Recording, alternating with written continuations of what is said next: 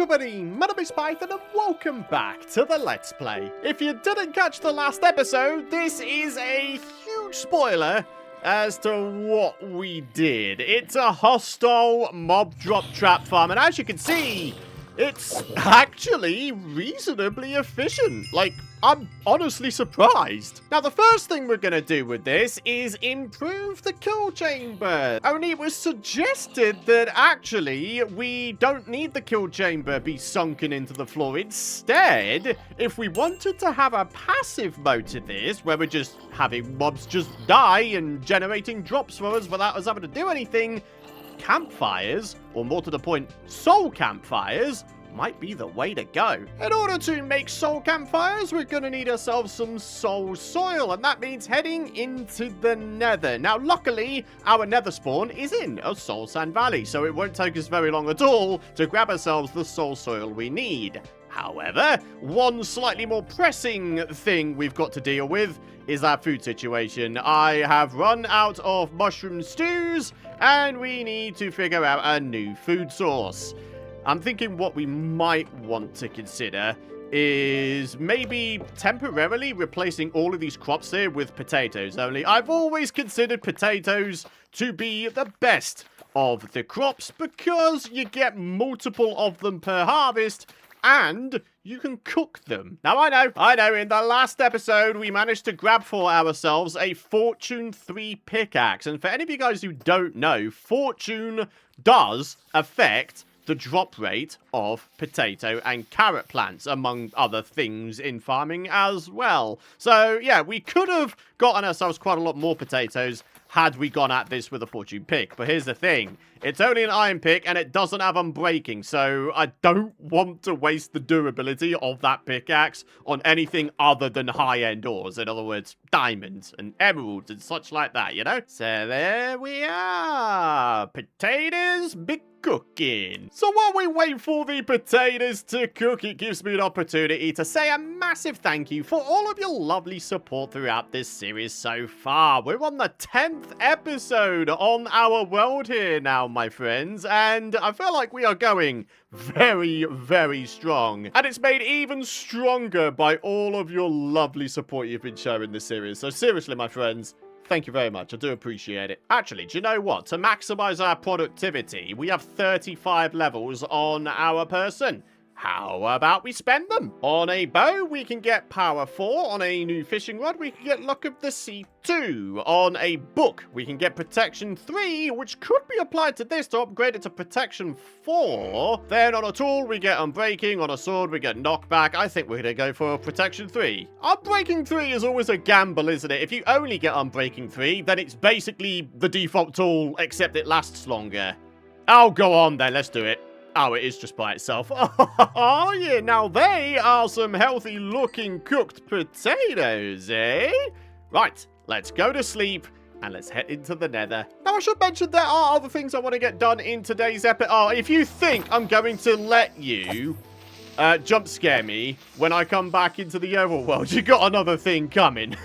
So, here we go. I'm pretty sure it's literally just one soul soil per campfire, right? Oh, wait, do you know what? Soul fire torches.